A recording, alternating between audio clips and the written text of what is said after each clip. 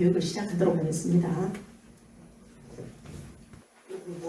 제가 이걸 네네. 제가 오늘 여러분들한테 설명드릴 내용은 고품질 벼 재배 기술입니다. 목차를 보시면 2022년 벼 재배 동향 및 기상 현황, 그리고 두 번째로 쌀 품질 향상 핵심 기술, 세 번째로 주요 실천 사항입니다. 제목 보니까 간단하죠? 네. 제가 오늘 사실 이 교육을 준비하면서 여러분들한테 무슨 이야기를 해야 되나 엄청 고민을 했습니다. 왜냐하면은 여기 계신 여러분들이 벌써 농사를 수십 년째 지어오고 계시는 분들이기 때문에 많은 것을 알고 계셔요.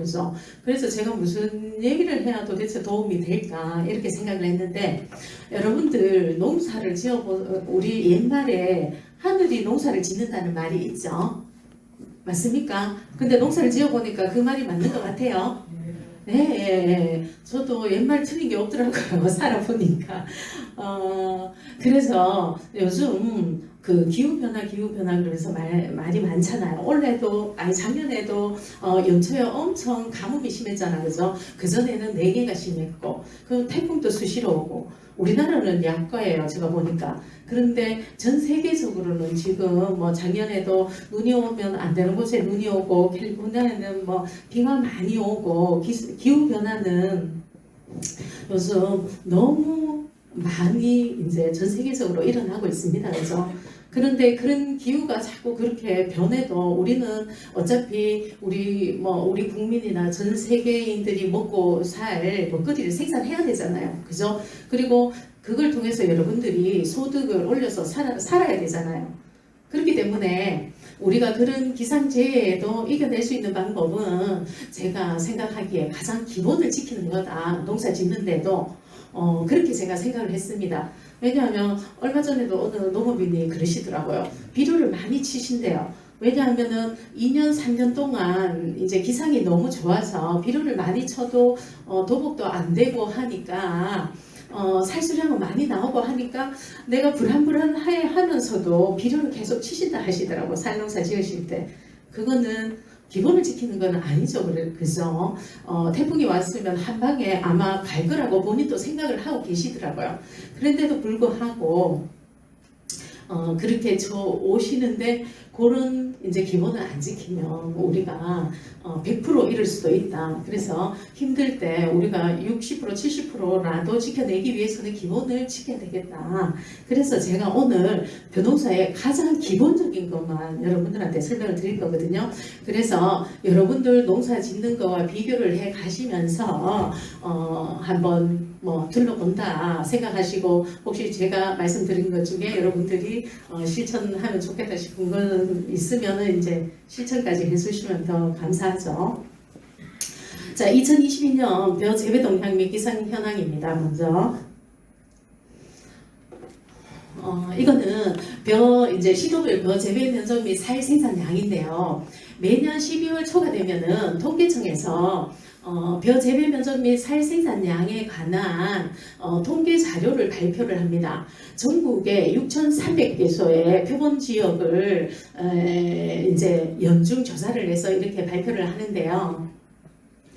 벼 재배 면적은 작년에 72만 7천 헥타르로서 그전에 비해서 0.7% 감소했습니다.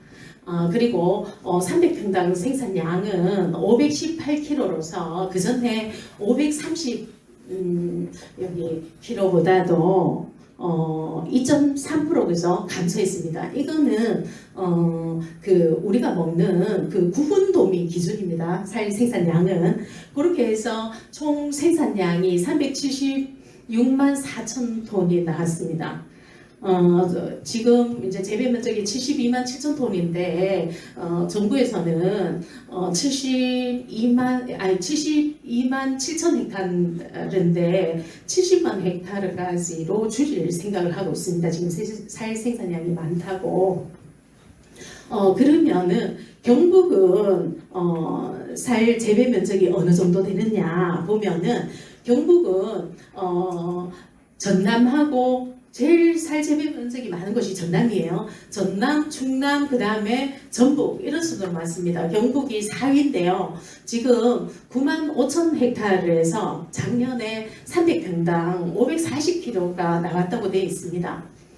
여기 300평당 생산량을 보면 그죠? 대부분이 작년에 대부분이 다 감소를 했어요. 전북만 5.4%가 증가했고 경북은 540, 그 전에 541에서 크게 줄지가 않았죠.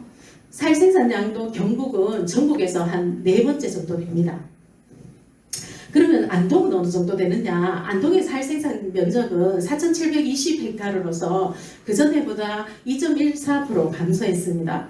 그리고 살 생산량은 그 전해보다도 오히려 더 는 것으로 나타났습니다. 540kg. 여러분들도 농사 이렇게 됐습니까? 살 생산량이 그 전에보다도 더 늘어났나요? 네? 줄어든 것 같죠? 제가 여쭤본 농업인들도 그 열의 10분은 다 줄었다고 말씀하셨거든요. 5%에서 많으신 분들은 10% 이상도 줄었는데 안동에는 6,300개소 중에서 안동의 어느 지역을 조사한지는 모르겠는데 오히려 는 것으로 나타났습니다. 그렇게 해서 살 생산량은 25,472톤으로서 면적이 줄어가지고 이제 살 생산량이 감소한 걸로 나타났습니다. 그래서 이제 매년마다 통계청이 이런 자료를 발표하고 욕을 좀 얻어먹습니다. 왜냐하면 현실하고 좀 안 맞다고. 그래서 얻어먹기는 하지만 이 자료가 우리가 농업행정을 하는 데 있어서 가장 기초 자료로 우리는 이걸 기본으로 해서 농업행정을 펼치고 있거든요. 근데 이렇게 작년에 왜 살 수량이 감소했느냐 분석했는 거를 보면은 작년에 5월 달에 비가 많이 안 왔잖아요. 그죠? 그래서 분할기에 비가 적게 와서 이제 분할이 덜 돼서 이삭수가 줄어들었다.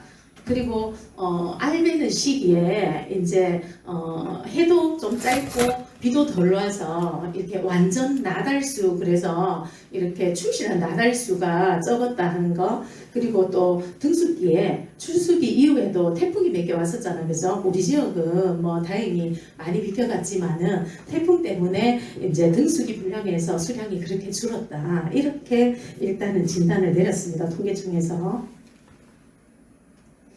그 다음에 경상북도 주요 벼 품종 재배 현황인데요. 출추 생태형별로 보면은 조생종이 8.5% 정도, 조생종을 그렇게 생산을 하고 중생종은 4.5%, 중만생종을 87.1%로 중만생종을 가장 많이 생산하고 있습니다. 경북 지역의 재배 면적 순을 보면요. 일품벼가 55.7%로 가장 많습니다. 일품벼가 언제 탄생을 했냐 하면은 1990년도에 만들어졌어요. 그럼 몇 년이 됐어요, 지금? 30년이 넘었죠. 네, 그만큼 일품이 비료를 많이 줘도 잘 안 쓰러지고, 그리고 수량도 좀 많이 나오면서 밥맛도 그런대로 괜찮으니 30년이 넘도록 이렇게 경북 지역, 특히 경북에서 많이 생산하고 있는데 이렇게 높은 비율을 차지하고 있습니다. 그 다음에 많이 이제 생산하는 게 삼광벼인데요. 삼광벼 지어보셨습니까? 별로 안 해보셨죠? 삼광벼도 살 외관이 아주 깨끗하고 우수하면서도 밥맛도 좋습니다. 그런데 이 삼광벼가 일품벼보다 키가 거의 10cm 정도 더 커요. 그래서 비료를 많이 줄 경우에는 이게 1m 이상도 자라거든요. 그러면 잘 넘어지겠죠. 그리고 경북에서 어디서 제일 많이 이제 삼광벼를 생산하느냐 하면은 오히려 바람이 많이 부는데, 그러니까 영덕, 울진, 포항 쪽에 주로 많이 생산을 하고, 이제 내륙 지역에는 영천에서 많이 생산하는데 수량도 많이 나오거든요. 569kg가 나와서 이게 아직까지 이제 도복 위험은 있지만 많이 생산을 하고 있습니다. 이 두 품종을 합치면 80%가 넘고요. 그 다음에 조금씩 이렇게 재배하고 있습니다. 우리 지역은 일품벼랑 해담살이랑 그 다음에 영호진미, 백진조 이렇게 해서 4개 품종이 90% 이상을 차지하고 있습니다. 그 다음에 우리 지역에 원래 보급 때는 정부 보급정인데 4일 다 이제 뭐 신청하셨어요? 내년에 지을 거? 조생적으로는 해담살 하고 있고요. 중생적으로 용호진미, 삼광, 일품, 그리고 찰배로 동진찰, 배곡찰 이렇게 정부 보급적으로 나가고 있습니다. 이 중에서 영호진미 좀 관심이 많으시잖아요. 그죠? 이 지역에는 영호진미가 잘 안 맞는 지역이 많을 것 같은데요. 영호진미는 영남과 호남 지역에서 반맛 평가를 했을 때 제일 맛이 아주 좋다고 평가가 나와서 영남, 호남 이름을 따서 영호진미, 영남과 호남이 맛있는 살이라고 해서 영호진미라고 이름이 지어졌고요. 이게 우리 이제 식미 관능 평가에서 0.75가 나왔거든요. 지금 있는 살 중에 그만큼 식미 테스트에서 높은 게 나온 게 없어요. 고식별이가 맛있다고 하지만 식미는 0.2, 삼광은 0이에요. 식미 평가를 했을 때. 그럼 0.75는 상당히 높은 건데 얘가 하나의 단점이 출수가 늦거든요. 그래서 늦다 보니까 어떤 산간 지역이나 이런 데서는 재배가 불가능하고 특히 도열병에 약해서 작년 같은 경우에도 저희들 안동의 서부 지역에 영호진미 많이 생산하고 있거든요. 안동 양반살 브랜드가 이 영호진미를 쓰는데 서부 지역에 특히 이제 도열병이 작년에 많이 발생을 했습니다. 그런데 여기 품종 중에서 작년에 정부 수매 품종도 영호진미하고 일품이었고 올해도 영호진미하고 일품입니다. 그리고 작년에는 하반기에 해담살도 정부 수매 품종으로 일부 이제 수매를 했습니다. 그리고 2022년도 작년도 벼 생육기 기상을 보면은 전년에 비해서 제가 이게 제가 이걸 너무 이게 평균 기온이 21.1도씨라서 전년이나 평년에 비해서 조금 높았습니다. 조금 높았는데 10월 달에는 뭐 거의 비슷했다고 볼 수 있고요. 5월 달에 특히 전년에 비해서 2.6도씨 이상으로 높아서 농사를 많이 서둘렀던 것 같아요. 작년에는 특히 4월도 평균 온도가 14도씨였거든요. 벼가 생육하려면 15도씨 이상이 돼야 안정권에 들어가는데 우리 보통은 이제 4월 달에 뭐 육묘하면서 냉에 비해 이야기를 많이 하잖아. 그래서 작년에는 4월 달도 최고 온도가 29.2도까지 올라갔더라고요. 온도가 높아서 특히 이제 초기 온도가 높아서 냉의 피해는 없었던 것 같습니다. 그리고 강수량하고 강우 일수인데요. 이거는 5월달에서 10월달까지 강수량이 거의 500 정도 됩니다. 작년에 1월부터 12월까지 다 해도 600이 좀 넘었던 것 같거든요. 우리 지역에 거의 비가 1000에서 1200mm 정도 오는데 반 정도 왔다고 보면 됩니다. 이 497점 우리 구가 평년에 한 58% 수준, 전년에 71% 수준 정도가 되는데 특히 5월달에 비가 거의 안 오다시피 그죠? 3일 이렇게 와서 여기는 뭐 산간지가 많아서 물 수급이 제대로 됐나요? 네. 그래서 벼 수량이 이제 정말 아까 통계청에서 분석했듯이 물이 없으면 분할이 잘 안 될 수밖에 없으니까 이삭 수가 모자랄 수밖에 없었겠죠. 그래서 초기에 저희들도 출장을 다녀보니까 물 없고 이러니까 모가 크지를 않더라고요. 저렇게 해서 원래 쌀을 먹겠나 그런 얘기도 있었습니다. 그리고 일조 시간인데요. 뭐 당연히 비가 졌다 보니까 일조 시간은 아주 좋았습니다. 평년이나 전년에 비해서도 100시간 이상 이제 일조 시간이 더 길었고 특히 등숙기에 일조가 좋아서 살이 등숙되는데 그나마 초계비가 안 왔던 것을 이제 이때 기온이 높아서 그나마 조금 현상 유지를 한 것 같습니다.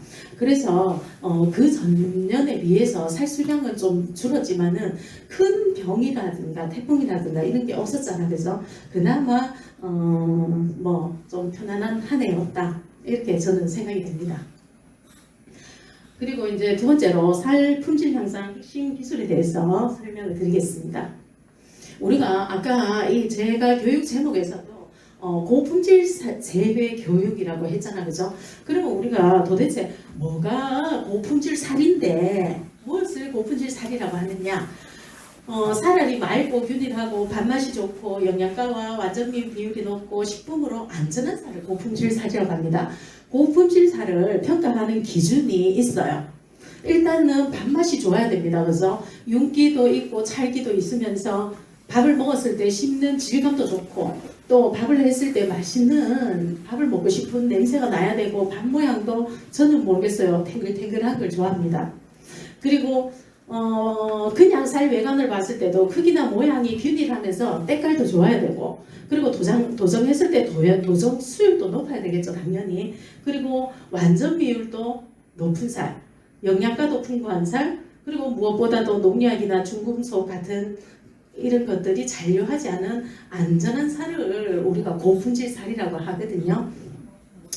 진흥청에서는 매년마다 그 쌀을 그에 이제 재배됐던 살 중에서 가장 밥맛이 있으면서 소비자들한테도 인기도 있고 이런 여러 가지를 평가해서 최고 품질의 쌀을 1개 내지 2개를 매년마다 선정을 해요. 올해는 미소진미가 선정이 됐다고 하더라고요. 기계로 뭐 윤기치나 찰기 이런 거는 기계로도 평가가 가능한데요. 심리라든가 이런 거는 정말 훈련된 테스트 하시는 분들이 밥맛을 평가를 합니다. 그러면 고품질 쌀의 외관은 어떠냐? 이것처럼 모양이 이렇게 완전하면서 쌀이 맑고 투명해야 돼요. 이것처럼 쌀이 불투명하면서 어떤 가루질 같은 쌀, 그 다음에 쌀이 변한 쌀, 그리고 여러 가지 피해를 입은 살, 이렇게 조각난 살, 이런 살들은 밥을 했을 때 전분질이 많이 녹아 나와서 밥이 텁텁하고 맛이 없어요. 그래서 요거를 완전미라고 하는데, 완전미가 85% 이상 되는 쌀을 우리가 고품질 쌀이라고 하거든요. 생산했는데 이런 쌀만 85% 만드실 수 있겠어요? 저 못 만들 것 같아요, 저는. 네. 그러면은 고품질 쌀을 생산하기 위해서는 뭐가 가장 중요하냐? 뭐가 가장 중요한 것 같아요, 여러분들? 뭐 비료 적게 주는 거? 아니면 물 많이 주는 거? 제일 중요한 거는 품종입니다. 제가 다음에 선물을 한 개 준비해 와야 되겠다. 선물을 한 개씩 드려야 대단하실 것 같아. 고품질 쌀 생산을 위해서 가장 중요한 거는 품종입니다. 그러면 어떤 품종이 좋으냐? 살이 맑고 신복백이 없고 밥맛이 우수한 품종으로서 해당 지역에 생태적으로 가장 잘 적응하는 등습 저공기에 출수하는 복합 내면성 품종이다. 이게 뭐냐면 하면 오늘 제가 이제 교육하면서 가장 강조할 게 이건데요. 쌀은 등습 저공기에 이제 등습이 돼야 돼요. 우리가 이제 수확하는 쌀이 있잖아, 그죠? 쌀의 탄수화물은 언제 다 차곡차곡 채워지냐 하면은 처음부터 뭐 순서대로 막 채워지는 게 아니고 출수 전에 자기가 가지고 있는 영양소는 한 26%가 그쪽으로 가고, 그리고 출수 후에 이제 광합성을 하면 영양소가 만들어지잖아, 그죠? 광합성을 한 영양소가 74%가 등숙, 그러니까 출수 이후에 등숙하면서 그게 만들어져요. 우리가 조생송쌀 맛이 없다고 하잖아요. 7월 초, 중순 이때 출수하잖아요. 그러면 그 이후에 우리나라 기후가 너무 덥잖아요. 맞죠? 그러니까 얘가 이제 낮에는 광합성을 해서 영양분을 많이 만들어놔도 저녁에 호흡을 해서 자기가 만드는 영양소를 다 소모를 해버려요. 그 알곡으로 채우는 게 아니고. 그래서 맛이 없는 거거든요. 그래서 출수를 한 8월 말 이때쯤 해야 우리가 8월 말쯤 되면은 이제 기온이 선선해지잖아요. 등수 적응기가 몇 도냐 하면 22도거든요. 22도 전후가 됐을 때 등수기 제일 잘하면서 요즘은 품종 등록하려고 하면은 복합 내변성을 가지고 있어야 돼요. 병에 2가지 이상은 저항성이 있어야 품종 등록을 해주기 때문에 이게 없어야지 이제 우리가 약도 덜 치고 벼가 이제 잘 생육하고 미집이 좋아지겠죠. 여러분들 우리나라에 벼 품종이 몇 개쯤 된다고 생각하세요? 2000년도 이후에 몇 개쯤 개발됐다고 생각하세요? 50개? 2000년 이후에 개발된 쌀 품종은 200개가 넘습니다. 75년도 이후로는 500개가 넘거든요. 그 중에서 여러분들이 알고 있는 품종은 10개 됩니까? 잘 안 되죠. 우리나라에 여러 지점에 이제 쌀을 육종하는 기관이 있는데요. 그분들이 쌀을 육종할 때는 어떻게 육종을 하느냐 하면은 이 쌀을 어느 지역에 재배했을 때 제일 맞는 쌀을 개발할지, 내가 경남에 적응하는 걸 살지 호남에 키울 걸 살지 적응 지역을 선택을 해요. 만약에 내가 호남에 하다 하면은 서해안 쪽으로 편서풍을 타고 이제 중국 쪽에서 태풍 같은 게 오면은 여러 가지 병균이 오잖아, 그죠? 병해충이 날라오잖아, 그죠? 그러면 서해안 쪽에 이제 그쪽은 변열구에도 강해야 되고, 그리고 바람도 많이 부니까 도복도 잘 안 되고, 키가 너무 크면 안 되고, 이런 여러 가지 특성을 가미해서 품종을 만들어요. 그래서 여러분들이 품종을 선택하실 때는 이게 내가 사는 지역에 적응을 할 수 있는 품종인지, 그리고 병해충에는 어떤 게 강한지, 특히 또 등수기가 언젠지를, 아까 등수 적응기에 출소하는 품종이 제일 좋다 그랬잖아, 그죠? 그걸 최종적으로 감안해서 두세 개 품종을 선택하는 게 좋습니다. 왜냐하면 두세 개 품종을 심어야지 내가 혹시 그에 이제 무슨 특정 병해충이 왔다, 태풍이 왔다 싹 쓸려도 한 개는 망해도 나머지 한 개는 또 살 품종이 있잖아, 그죠? 그게 안정적이다.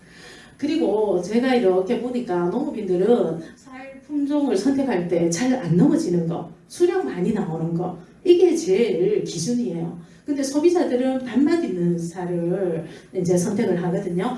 그래서 수요자 중심의 고품질 품종을 선택해야 된다. 어차피 이제 수요자들이 선택을 못 받으면 어차피 팔기가 너무 어려우니까요. 그래서 그런 품종적 특성하고 소비자들의 반응 이런 걸 가미해서 품종을 선택해야 된다. 그리고 그런 품종을 선택하고 나서는 그 다음에 벼가 잘 클 수 있는 땅을 만들어야 됩니다. 벼가 잘 클 수 있는 땅이라는 것은 어떤 땅이냐 하면은 벼가 필요한 시기에 양수분을 잘 공급하면서 뿌리도 잘 내려야 되고, 그리고 이제 우리가 키우다 보면은 냉해도 오고 뭐도 오고 여러 가지 자연재해가 오잖아, 그죠? 그런 자연재해에 잘 견딜 수 있는 완충 능력을 가진 그런 토양을 우리가 그런 논토양을 만들어야 되거든요. 그런 논토양을 만들려면 어떻게 해야 되느냐? 유기물을 많이 넣어야 됩니다. 유기물이 분해되면서 여러 가지 이제 양분을 만들어서 벼에 필요한 양분을 공급하고, 또 토양을 떼알 구조로 만들어서 이제 통기도 잘 되고 물도 잘 통하게 하고 뿌리도 깊게 내리게 하고 이런 역할을 하거든요. 유기물이 그런 역할을 하는데 그 유기물 중에서도 어떤 게 제일 좋냐 하면 볏짚입니다. 여러분들 요즘 거의 다 볏짚 하시잖아요, 그죠? 근데 행정에서도 볏짚 하는 사업 3년에 한 번씩 해주나요? 4년에 한 번인가 하는 사업도 있죠, 그죠? 이 볏짚에는 유기물이 한 30% 정도 들어있을 뿐만 아니라 벼에서 질소인산 가리 외에 가장 많이 필요한 영양소인 규산이 10% 정도 들어있어요.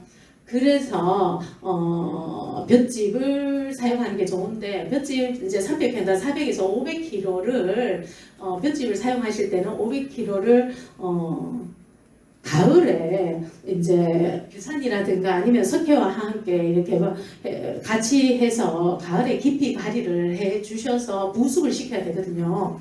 볏짚이 부숙 다 되려 그러면 2년 이상이 걸립니다. 2년째 정도 돼야 90% 정도 볏짚이 부숙되거든요. 근데 여러분들 볏짚 넣으면 불편한 점이 많죠. 올래 넣으면 그 다음에 이제 부숙이 덜 되다 보니까 이제 논에 가스가 많이 차서 모내기 했을 때 활작도 잘 안 되고 또 이제 이게 토양이 가스가 많이 차면 하는 상태가 되니까 또 쇠독 반점 현상 그래가지고 뭐 철분가루 뿌려놓은 것처럼 그런 것도 일나고 또 부유물이 막 떠다니니까 햇볕도 잘 안 들어가고 또 그 고기에는 또 제초 효과도 떨어지잖아. 그래서 그런 것 때문에 아이고 오히려 막 비료 치면 너무 간단하고 좋으니까 그렇게 하시는데 유기물을 넣어야지 근본적으로 토양은 개선할 수 있습니다. 그리고 녹비작물은 이거는 비료 개념으로 생각을 하셔서 녹비작물을 넣으실 때는 화학 비료는 그만큼 빼주셔야 됩니다. 그리고 이제 규산질 비료인데요. 벼 하면은 규산은 귀에 따까리가 않도록 듣거든요. 규산질 비료를 넣으면은 어떤 역할을 하냐 하면은, 벼 이제 외형을 아주 좋게 해요. 빳빳하게 하면서 이렇게 곧게 이렇게 만들거든요. 규산질이 벼 줄기나 잎을 단단하게 해서 병해충이나 이런 게 잘 들지 못하도록 해요. 그리고 잘 도장되지 않도록 하고, 그래서 이제 꼿꼿하게 서면은 이 벼가 햇볕을 더 잘 받아서 광합성을 많이 해서 등숙도 훨씬 잘 되거든요. 영양가가 많이 만들어지겠죠. 그런 역할을 하고 또 규산이 질소하고는 기량작용을 합니다. 그러니까 질소가 과잉으로 흡수되는 거를 얘가 막아서요. 그래서 이 규산 뿌렸을 때 잎이 좀 놀이 짱짱하게 되는 것도 여러분들이 보실 수가 있는데, 문제는 규산지를 이제 논에 넣으실 때는 언제 넣냐 하면은 밑거름 주기 2주 전에 이제 그 토양하고 잘 섞이도록 줘야 되거든요. 밑거름하고 같이 주시면 안 돼요. 왜냐하면 규산 외에도 석회 성분이 들어있거든요. 석회랑 거름이랑 같이 주면은 거름에 있는 질소가 암모니아가 돼서 다 날아가 버려요. 그렇기 때문에 2주 전에 반드시 주셔야 된다. 원래 토양에는 1kg에는 157mg의 이제 규산이 들어가 있는 게 이상적인 토양인데 우리나라는 뭐 평균 한 98mg 정도 들어있다고 해요. 그래서 이런 함량은 토양 검정을 해보시면 여러분 땅에 이제 규산이 얼마나 모자라는지 알 수가 있고, 규산은 많이 주더라도 해가 없는 영양소라서 벼에서는 그래서 큰 문제가 없습니다. 그리고 그 다음에 논 깊이 가는데요. 우리 경착청 밑에는 불과 뭐 얼마 안 내려가서 아주 바위처럼 단단한 이제 안방층이 있잖아, 그죠? 그거를 저희들이 교육할 때마다 깨줘야 된다고 하는데, 그거를 심토 발색이 이런 걸로 깨줘서 이제 논을 이렇게 가리를 하면은 여러분들 개토한 효과도 있고 밑에 있는 영양소가 위로 올라오고 해서 이제 비료를 주는 효과, 그런 것도 있습니다. 근데 뭐 보통 볏짚 준 논은 반드시 가을가리를 하시고, 보통 논이나 모래논이나 이런 논은 봄가리를 하시면 되겠습니다. 자, 그 다음에 종자 소독인데요. 종자 준비네요. 여러분들 주로 정부보호종을 다 쓰시죠. 그런데 정부보호종을 100% 여러분들한테 못 드려요. 양이 그만큼 없어요. 안동 같은 경우에는 한 70% 정도 나가고 있는 것 같은데요. 자가 최종 종자를 써도 큰 문제는 없습니다. 그런데 자가 종자를 쓰실 때는 가락을 제거를 해야 파종하실 때 그 골고루 파종이 돼요. 이 가락 때문에 이제 막 겹쳐지고 이러거든요. 탈만기를 이용해서 종자에 붙은 가락을 반드시 제거해 주시고, 그리고 소금물 가리기인데요. 소금물 가리기를 하는 이유는 벼는 잎이 서너 장 나올 때까지는 벼에 있는 영양소로 자라요, 벼가. 그래서 초기 생육을 위해서 종자가 충실한 종자를 고르기 위해서 소금물 가리기를 합니다. 근데 여러분들이 소금물 가리기는 많이는 안 하시죠? 제가 알려는 드릴게요. 보통 매벼는 20리터에 소금 4.24kg, 찰벼는 20리터에 1.36kg 소금을 넣어서 여기에 이제 그 벼씨를 넣어서, 이거는 뭐 한 3분에서 5분 내로 빨리 하시는 게 좋습니다. 찰벼 넣으면 시간 오래 끄면 찰벼가 다 둥둥 떠요. 그래서 뜨는 거는 버리고 그 다음에 가라앉는 것만 하는데 이때 유의하실 거는 소금물 양도 그렇지만은 시간을 잘 지켜주셔야 되고요. 잘못하면 연장됩니다. 그리고 나서 반드시 물로 서너 번 깨끗이 씻어주셔야 됩니다. 물로 씻지 않으면은 나중에 발화력이 많이 떨어질 수가 있습니다. 혹시 소금물 가리기가 너무 힘이 드시면 맹물로라도 하시면 좋고요. 그 다음에 종자소독입니다. 작년부터 우리 정부보급청이 미소독 종자가 보급되고 있잖아요. 그죠? 그래서 종자 소독을 반드시 하셔야 되는데, 종자를 소독하는 이유는 그 전에 이제 그 벽시 이제 기르면서 혹시나 종자에 옮았을 수 있는 종자병을 미리 예방하기 위해서 종자 소독을 합니다. 종자 소독 방법은 뭐 온탕 소독도 있고 약재 침지 소독, 스프링 처리 이렇게 있는데, 보통 농가에서는 약재 침지 소독 이것만 주로 하시죠. 네네. 친환경 농가에서는 온탕 소독을 하고, 그죠? 일반 농가에서는 약재 침지 소독하고 스프링 처리까지 하면은 기다리병이 훨씬 더 거의 99% 방제가 됩니다. 온탕 소독을 하실 때 주의사항은, 온탕 소독은 60도씨 물에 10분간 하는데 10분간 담갔다가 바로 찬물에 식히셔야 됩니다.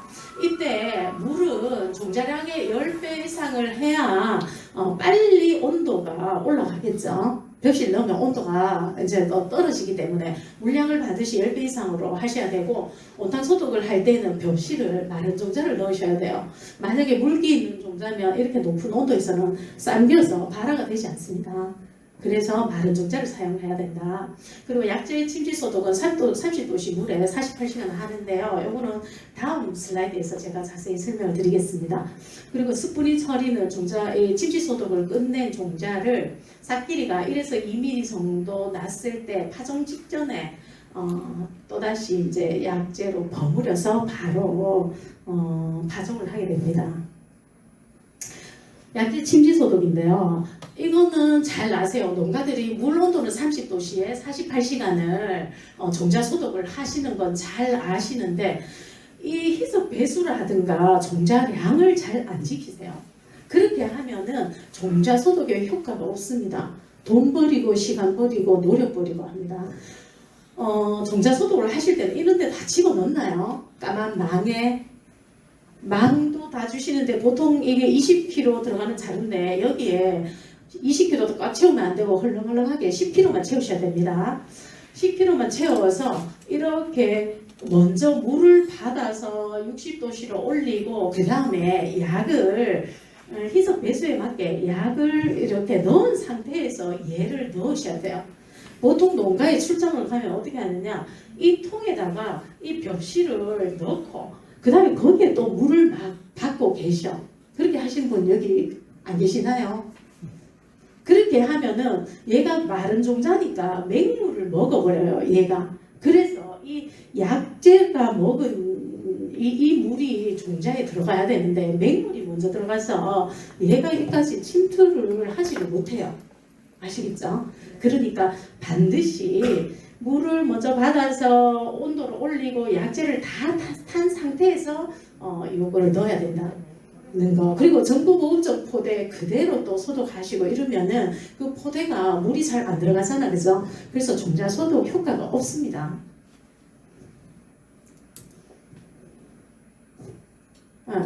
아이고, 얘가 이제 나타났네. 이렇게 하시면 안 된다 그러는 거. 보급적 포대 그대로 넣고 또 물도 바깥으로 철철 넘치고 이러면 안 됩니다. 종자량의 2배 물을 사용하셔야 돼요.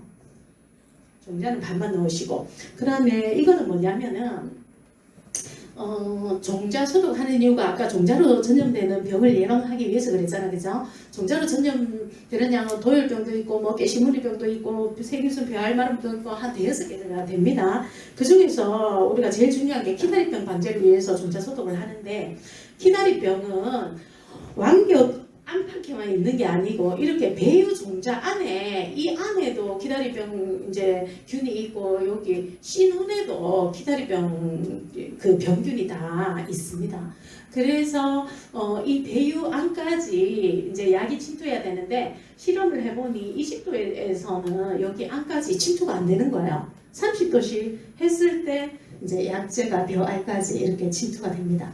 아시겠죠? 반드시 그래서 온도도 지켜주셔야 됩니다. 그 다음에 약재인데요. 이렇게 여기 2개가 있고 그 다음에 이렇게 3개가 있습니다. 종자소독 약재 엄청 많습니다. 회사별로. 그거를 농촌진흥청에서 이렇게 약 성분별로 5가지로 분류를 해놨거든요. 책자에도 이게 있습니다. 그런데 이 약재를 쓰실 때는 제일 중요한 게 일단은 희석 배수를 지켜야 된다 하는 거. 500배에서 500배 타라, 1000배 타라, 2000배 타라, 500배에서 2000배 정도까지가 있는데요. 반드시 희석 배수를 지켜야 되고, 우리가 빨래 할 때도 뭐 약재 더 쓰면은 빨래가 더 잘 되겠지. 그렇지 않습니다. 이 기관에서 그 희석 배수로 했을 때 종자 소독이 제일 잘 된다고 나왔는 희석 배수가 그렇거든요. 그 희석 배수를 안 지키면은 너무 진하게 타면은 약해가 발생하고, 그 희석 배수보다 10개 타면은 종자 소독이 되지 않습니다. 희석 배수를 반드시 지켜주시고, 그리고 2번째로 약재 종류에 따라 소독하고 나서 씻어내라 하는 게 있고 씻지 않아도 되는 거 있습니다. 씻어내라고 하는 거는 씻어내야 발화가 됩니다.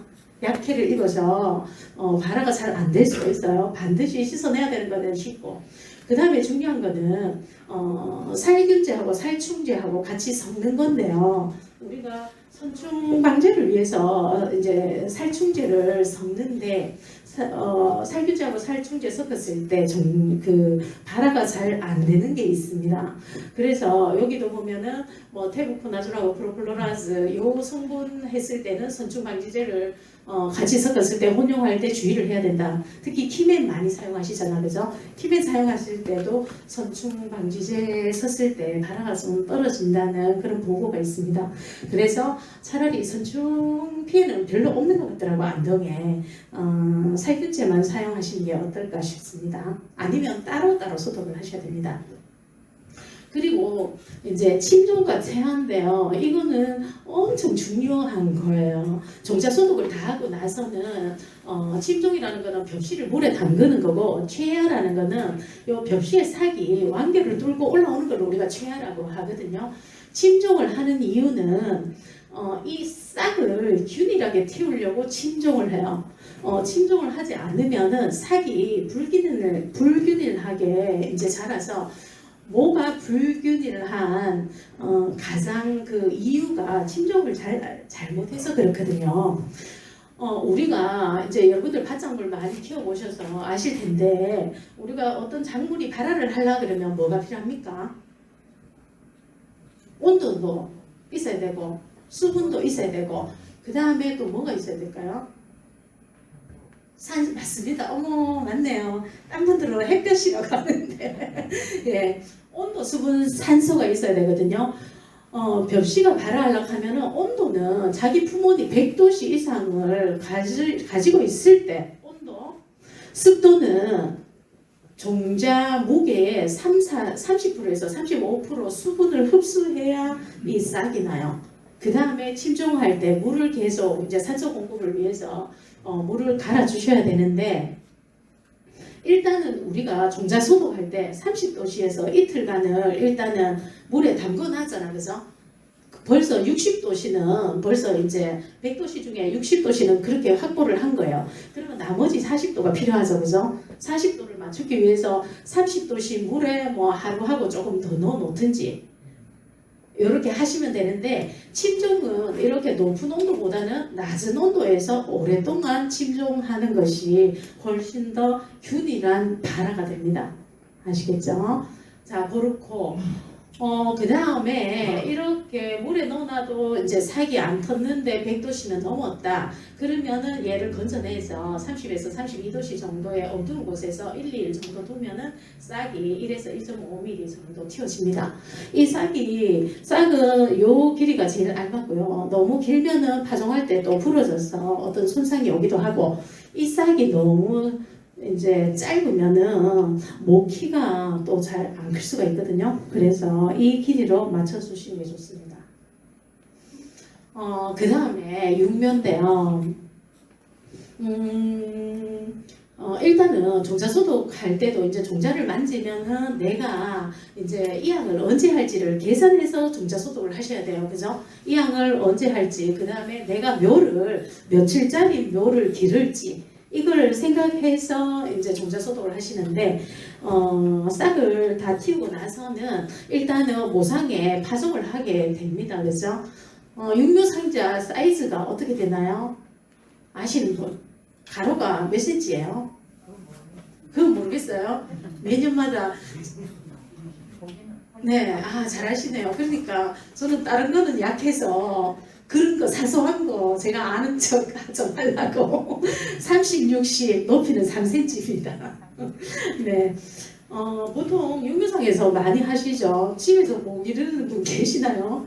한 20, 30%도 안 되실 것 같은데 육묘상에서는 보통 한 20일모를 많이 하시는 것 같고 가정에서도 요즘 너무 그죠 4월달 5월달 온도가 높아서 30일까지 끌고 가시지는 않는 것 같은데 보통 중모는 30일 정도 기르는 봅니다. 그죠? 치료를 하실 경우에는 이론상은 180g을 뿌리라고 해요. 그리고 중모를 하실 때는 130g을 뿌리라고 하거든요.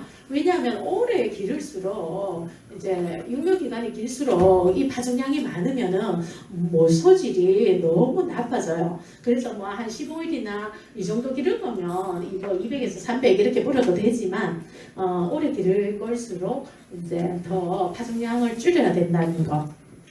그리고 뭐 키는 15에서 한 18cm 뭐 이럴 때 이양을 하면 됩니다. 가장 최소한은 8cm 이상만 되면은 이양을 하시면 됩니다.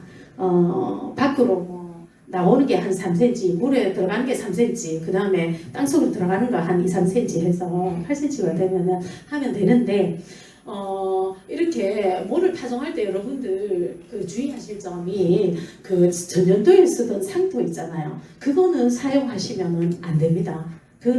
그 상토가 물을 잘 안 먹어요. 그래서 전년도 상토는 절대 사용을 하지 마시고 그리고 밑상토에 일단은 물을 충분히 뿌려 주셔야 돼요. 그리고 나서 벼실을 파종하고 위에 뿌리는 상토는 우리가 그 마른 상토를 쓰잖아, 그죠? 그래서 뿌렸을 때 그 밑상토하고 윗상토까지 한 덩어리가 돼줘야지 나중에 뜬묘라든가 뭐 왜 이 뿌리가 이중으로 막 나는 그런 게 없습니다. 윗상토 물은 충분히 뿌려주셔야 된다는 거. 그래서 알맞은 파종량 요걸 사진으로 나타내는 건데요. 아까 중모를 할 경우에 130g을 뿌려야 된다 그랬잖아요. 그죠? 바닥에 이렇게 흙이 보이죠? 우리가 300평에 그 벽시는 얼마 필요합니까? 5kg 필요하거든요. 보통 5kg를 쓰는데 5kg로 130g을 뿌릴 경우에는 한 30상자를 만들 수 있습니다. 보통 친환경 하시는 분들은 100g 정도로 뿌리시고요. 보통 농가에서는 뭐 200에서 250 정도 뿌리시는 것 같아요. 그리고 저기 묘를 길러주는 판매하시는데도 이렇게 적게 뿌리고 싶어도 이제 농가들이 이런 거는 좀 불안해 하시니까 이렇게 많이 뿌리시고 계시거든요. 그래서 이제 5kg 하면은 30상자 정도 만들 수 있기 때문에 보통 20kg짜리 전구 보급종 한 포대를 하면은 120개에서 150개 이제 상자가 나와야 되는데 여러분들 하시면 한 몇 개쯤 나오나요? 나와요? 저걸 FM으로 농사 짓고 계시네요. 네. 그래서 우리가 파종량을 적정하게 해야 되는 이유가 적정 파종량을 해야 모를 튼튼하게 기를 수 있고 무엇보다도 모내기 때 이제 적정 모수를 잡을 수가 있잖아, 그죠? 그리고 너무 촘촘하게 뿌리면 모가 이제 도장해서 연약해지고 모도 이렇게 출하하면서 열이 많이 나니까요. 곰팡이가 발생하고 그때 35도씨 이상 넘어가면은 그때도 그 키나리병이 발생을 합니다. 그래서 본탑에 갔을 때도 모수가 많으면은 이제 무역은들이 많이 일어나잖아요. 그러면은 어차피 병해충도 많이 오고 이제 그 비료도 많이 들어가고 이러니까 또 등습도 잘 안 되고 그래서 악순환이 계속되는데 이 적정 파종량을 준수하는 게 병해충 50% 이상을 예방하는 효과가 있습니다. 그만큼 나중에 병 났을 때 자꾸 약 칠 생각은 조금 접어두시고 이런 쪽에 조금 더 신경을 써주셨으면 좋겠습니다. 그 다음에 이제 그렇게 하고 나서 뭐 육묘장에서는 이제 출하실에서 출하를 시키고 또 가정에서는 뭐 15단 정도 상자 사기 해서 이제 모를 기르게 되는데 뭐 기를 때 많이 나타나는 이제 장애에 대해서 말씀 간단하게 드리겠습니다. 일단은 모잘록봉하고 뭐 뜬모가 잘 생기는데 얘들은 발생하는 원인도 비슷하고 발생하는 양상도 비슷합니다. 그런데 그런데 차이점은 모잘록병은 병이고 뜬모는 그냥 생리장애입니다. 얘는 지제부에 백색 또는 다홍색의 곰팡이가 생기면서 모가 생육이 부진하고 죽는데요.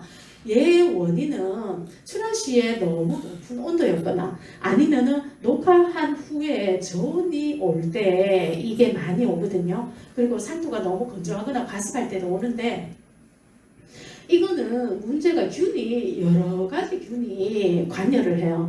뭐 3개에서 5개 정도 균이 관여하는데 문제는 우리 약을 치려고 해도 약이 이 모든 것을 죽일 수 있는 약이 아니에요. 그래서 우리가 뭐 만약에 이런 뭐 곰팡이가 이제 많이 쓸었으면 뭐 다지가렌을 쓰라고 하는데 이 백색 곰팡이는 다지가렌이 안 듣습니다. 잘록엔이 듣거든요.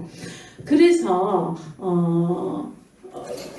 이 약을 치더라도 다지가렌이나 이런 걸 치더라도 얘가 더 이상 번지지 않도록 하는 것이 얘를 치료하는 건 아니거든요. 그래서 사전에 미리 예방을 하셔야 되는데 예방하는 방법이 육묘상자는 반드시 세척을 해야 된다. 왜냐하면 이 균들이 있었던 육묘상자는 얘들이 생육 환경이 안 좋으면 죽은 척을 하고 있다가 또다시 생육 환경이 좋아지면 또다시 발화를 해요. 이제 자기가 생육을 해요. 그렇기 때문에 이게 나왔던 육묘상자는 반드시 세척을 해주시고 출하실도 락스로 이렇게 벽면이나 바닥이나 천장 이런 거를 다 닦으셔서 곰팡이를 제거해 주셔야 됩니다. 그리고 출하시 온도라든가 녹화 시에 10도씨 저온이 안 되도록 하고 그리고 파종할 때 그 우리 다지밀 분재를 8g 정도 섞어서 그렇게 하시면 되겠습니다. 같이 이제 상토와 혼합해서 미리 예방을 좀 하시면 좋겠고요. 그 다음에 뜬모는 낮에는 시들고 밤에는 펴지는 게 반복되다가 한갈색으로 되면서 얘도 죽어요. 그죠? 얘도 가장 원인이 일교차가 큰 겁니다. 야간 온도 10도씩 이때 많이 발생하거든요.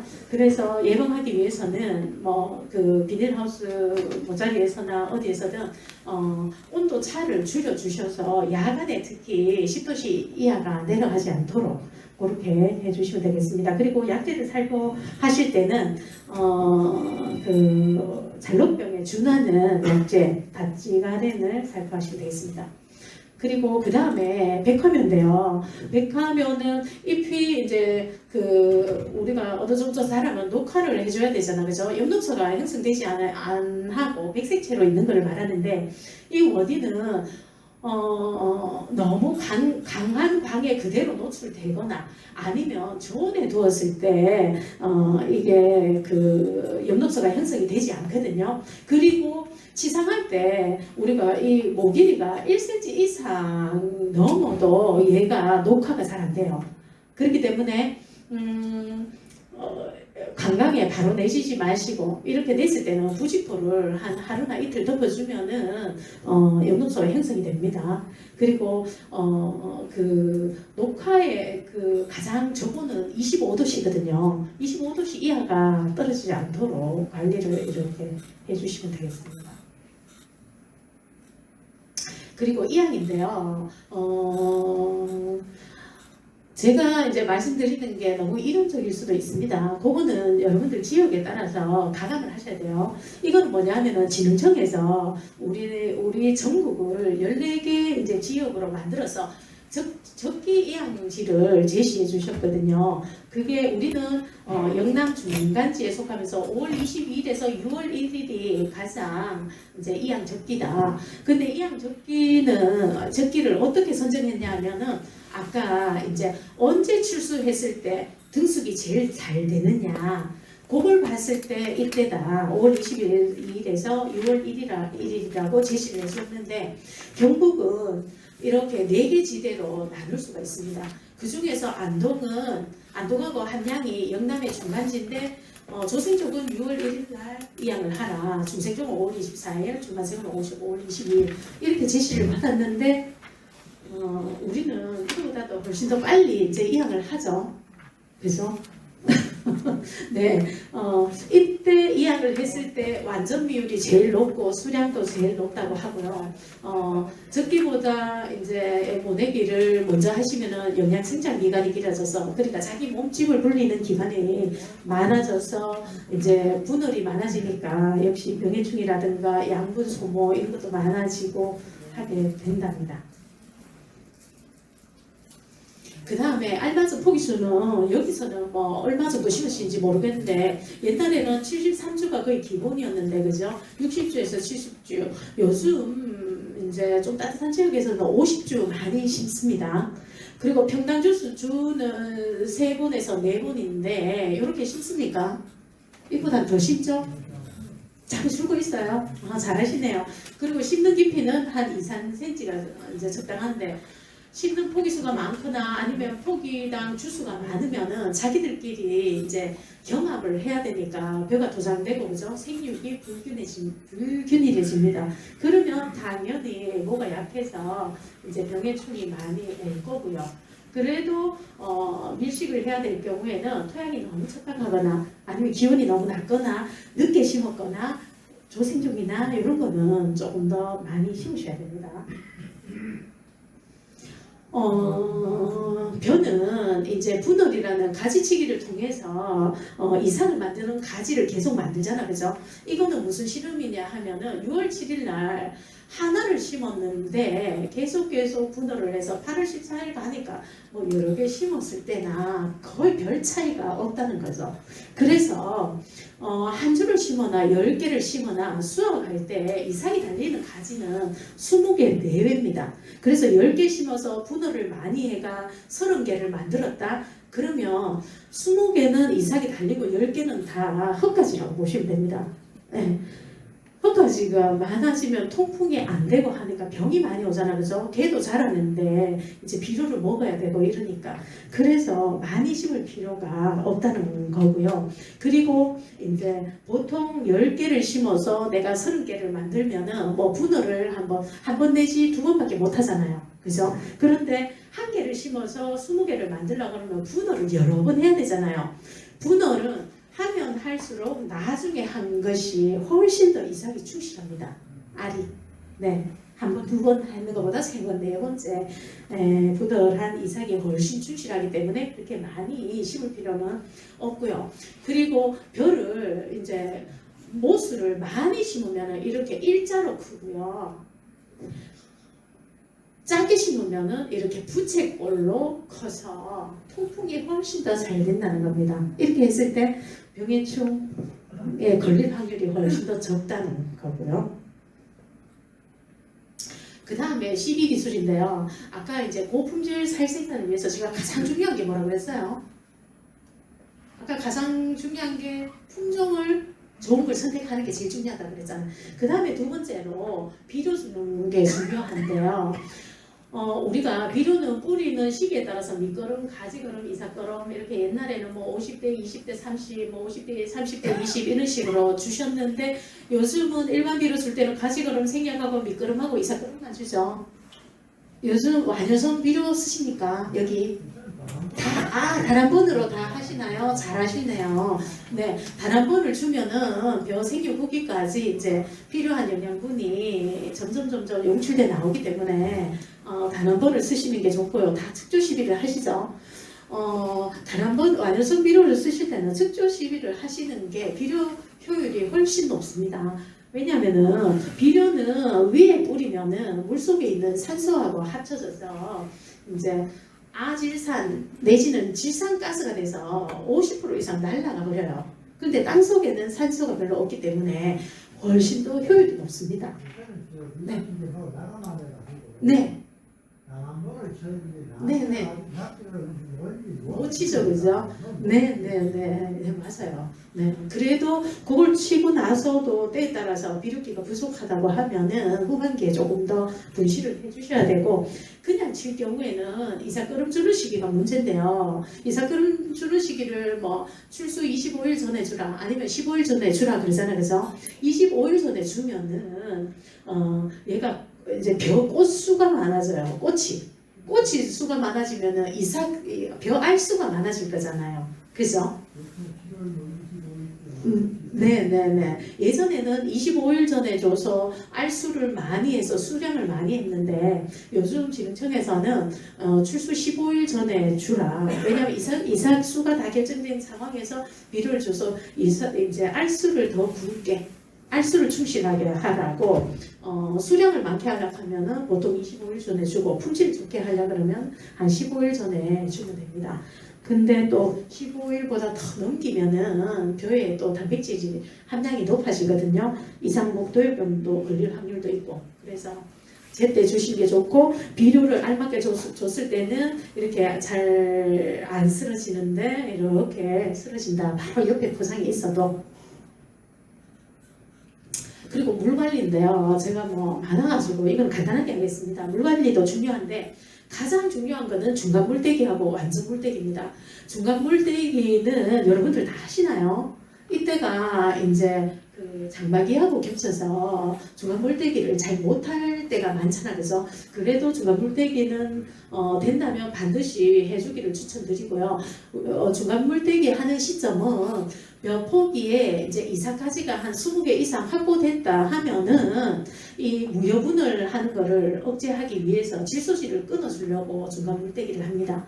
그때가 출수 전 한 40에서 30일경인데 5에서 10일간 실금이 갈 정도로 세게 해주시는 게 좋은데 그렇게 하면은 분홀도 억제되고 여러 가지 논 속에 사실 이게 환원 상태라서 유해 가스가 많이 생기거든요. 가스도 제거를 해주시고 그리고 이제 벼도 살려고 뿌리를 깊게 박게 되잖아, 그래서 깊이 박아서 도복도 예방하고 실금이 쫙 하니까 공기도 통하고 해서 훨씬 생육에 좋습니다. 그런데 이제 그 사직답이라든가 이런 데서는 이렇게 강하게 하시면 안 됩니다. 그럼 비절 현상이 와서 다음에 후기에 이제 생육 장애가 올 수 있기 때문에 모래땅은 조금 가볍게 해주시고 그렇게 하시면 되고 이 중간 물대기만큼 중요한 게 완전 물대기인데요. 쌀 품질하고 가장 관계되는 게 완전 물대기입니다.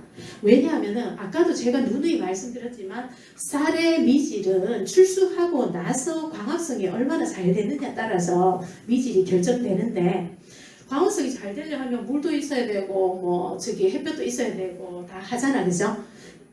그러면은 광합성을 잘 하려고 하면 늦게까지 잎이 있어야 되거든요. 잎을 통해서 광합성을 하니까. 근데 잎도 모든 잎이 있어야 되나? 그렇지 않습니다. 출소할 때 가장 마지막에 올라오는 서너 개 잎이 있죠. 그게 광합성의 90% 이상을 차지를 해요. 그 세 개는 반드시 살려 놓으셔야 돼. 그 잎이 파랗게 하려고 그러면은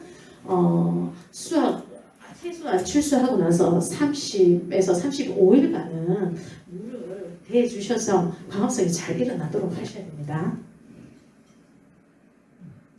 이건 중간 물대기 이렇게 논이 쩍쩍 갈라질 정도로 중간 물대기를 하시라는 거고요.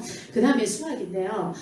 수확은 이삭의 벼알이 90% 이상에 익었을 때 수확을 하라. 근데 지엽이 아직 파랗다 해도 벼알을 보고 수확을 하시면 됩니다. 보통 이제 조생종은 이삭핀도 40일, 주생종은 45일, 중만생종은 50에서 55일 이때 수확하는 게 제일 좋고요.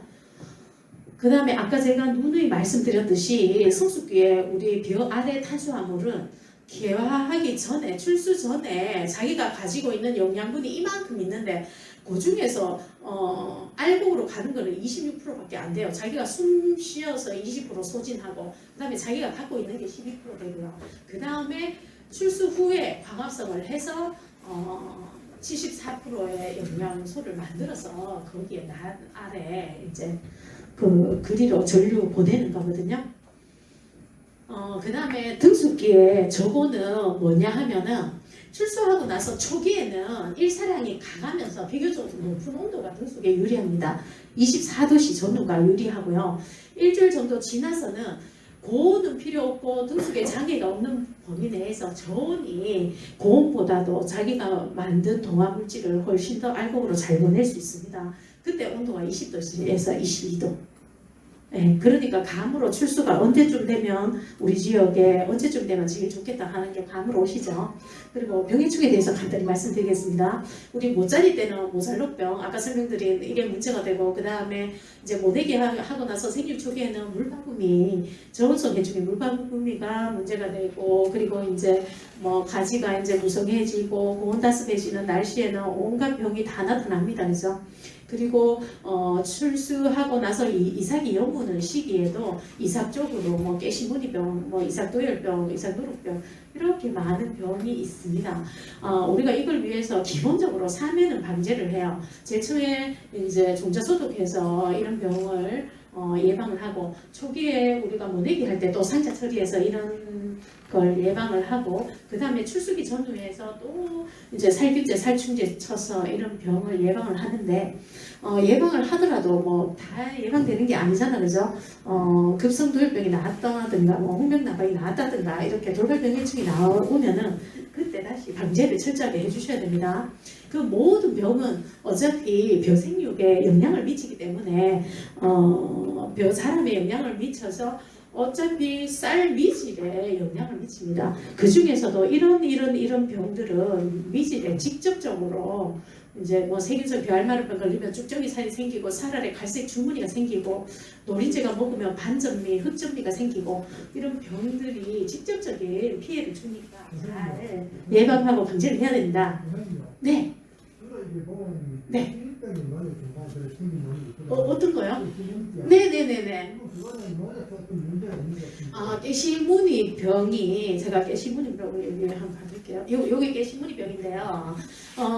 깨시무늬 병이 잘 걸리는 데는 이게 토양이 가는 상태가 되면은 이제 산소가 없고 이럴 경우에는 질소나 인산이나 철 이런 많은 영양소들이 물에 녹아가지고 이렇게 유실이 돼버리거든요. 영양소가 없는다. 그리고 이제 모래땅 같은 경우에 양분을 잘 가질 수 없고 그 다음에 보관할 수 없는 사실토에서는 등숙 시점에 영양소가 부족해서 이렇거든요. 이런 토양은 근본적으로 객도를 하든지 아니면 퇴비나 규산질 비료를 넣어서 토양 개량을 해야 되는데 이게 계속 나타나는 데가 지력이 약해서 계속 나타나거든요.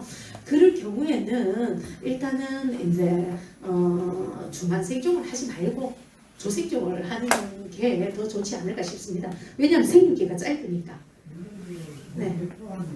좋고, 네, 네, 네, 네. 네네네.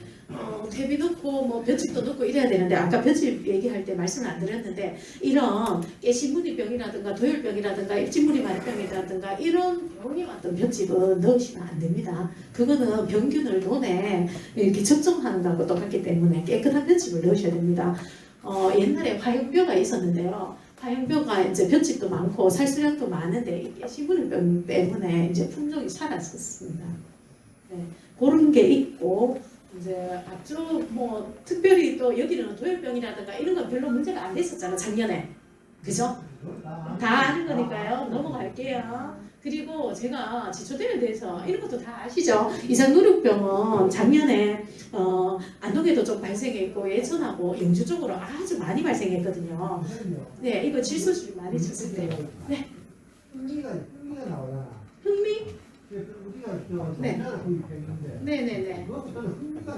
나와요. 종자를 구입했는데 어디서 종자? 우리 정부보호청에서. 네. 네. 올해 또 한 달에 뉴스 그렇더라고. 제가 봤을 때는 그거 액미 아닌가요? 액미? 그렇지, 왜? 네네. 일단 다른 거는 다 넘어가고 일단은 액미에 대해서 설명을 좀 드릴게요.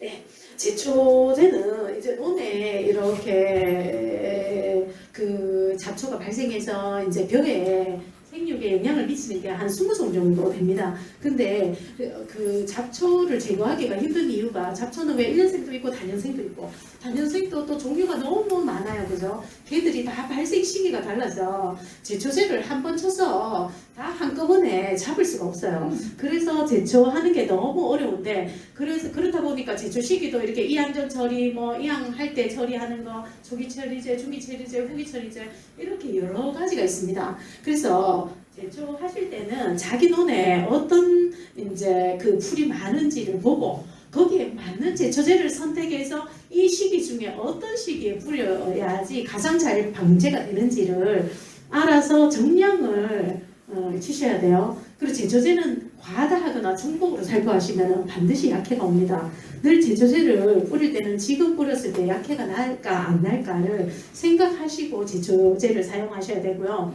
그리고 제초제를 사용할 때는 이 이항 후 며칠 이거는 큰 의미가 없습니다. 왜냐하면 내 눈에 따라서 뭐 이항 뭐 이때 했는데 뭐 활착이 잘 될 수도 있고 덜 될 수도 있고 이거보다는 피 엽기를 기준으로 해서 이제 하셔야 됩니다. 그리고 피 이제 토양 처리제는 피 3엽기 이전에 이제 잡으셔야 돼요. 이게 지나면은 이제 그 잡초 뿌리가 강해져서 그 다음에 잡기가 어렵습니다. 그리고 제초제는 논을 일단은 잘 삶아야지 제초 효과가 높고 일단은 논 삶는 게 뭐 절반의 성공입니다. 이거 논을 고르게 삶는 게 이것도 다 아시잖아, 그죠? 제초제 처리는 다 아시고 그리고 요즘 사실 출장을 다녀보면은 앵미가 엄청 많거든요. 얘가 야생벼거든요. 토양 속에서 이제 휴면 상태로 있다가 또다시 얘가 나타나고 이런데 앵미하고 일반 벼간도 교잡을 하고 앵미 상호간도 자연 교잡을 해서 사실 벼도 옛날에는 왜 야생벼가 있었는데 이제 수량도 많게 하고 우리 인간이 필요로 하는 작물로 만들려고 계속 육종을 한 거거든요. 그냥 자연에 놔두면 이렇게 자연 상태로 자꾸 돌아가려고 해요. 그래서 이 앵미는 줄기도 가늘고 길고 근데 문제가 탄립이 너무 잘 되고 휴면도 너무 잘 돼요. 자기가 생육하기 이제 불리하면은 그냥 휴면해서 죽은 척하고 가만히 있다가 또 생육 상황이 좋아지면 또다시 살아나고 얘는 출수 후에 2~30일 되면 완전 등숙이 돼버려서 만지면은 다 으러지잖아요. 우리가 벼 하나 심으면은 알곡이 몇 개 생겨요? 우리 5kg 심으면은 500kg 나오잖아요. 네, 얘도 얘 한 개 떨어지면 그만큼 많이 생길 수 있다는 거거든요. 그래서 그런데 얘를 없애기가 어려운 이유가 얘도 벼기 때문에 얘 없애려고 약 치면은 벼도 다 죽어서 안 되니까요. 그래서 얘는 출수하는 대로 낫으로 그냥 끊어 주셔야 되고요. 그 다음에 이제 얘가 좋은 발화를 하기 때문에 그 다음에 봄에 가을가리를 하지 마시고 가을가리 하면 또다시 땅속으로 들어가니까 봄에 물 넣고 얘를 먼저 발화시켜서 미선택에서 제초제를 치는지 아니면 노타리 해서 그렇게 이제 제거를 하시면 됩니다. 네. 여러 가지로 그러니까 계속 이제 자기들끼리도 교잡을 하고 우리가 심는 벼하고도 교잡을 하고 이러니까 네 그래서 아마 앵미가 들어가서 까만 살이 있었을 거예요. 그래서 제가 여러분들한테 이제 원래 주요 실천했으면 좋겠다 하는 사항이 이제 종자 소독이 안 된 종자가 나가니까 종자 소독을 일단 철저히 해서 1차적으로 병을 예방을 하시고 그 다음에 논을 고르게 펴는 게 너무너무 중요하고 이거는 뭐 또 맡기니까 내 마음대로 안 돼요, 그죠? 이런 거 예, 파종량을 준수해야 일단은 후기의 병을 막을 수가 있고 적기에 이양을 하셔야지 등숙이 잘 되고 모수도 적게 그 다음에 병해충 방제 수확도 적게 하셔라. 네, 이렇게 되겠습니다. 정신이 없다 그죠? 네, 제가 뭐 했는 말씀이 틀린 건 어떤가요? 네, 네, 조금이라도 하여튼 도움이 되셨길 바라고 내년에도 건강한 모습으로 자주 원래 뭐 제가 변호사 업무를 보니까 원래 좀 자주 제가 출장 올게요, 회장님. 네, 수고하셨습니다.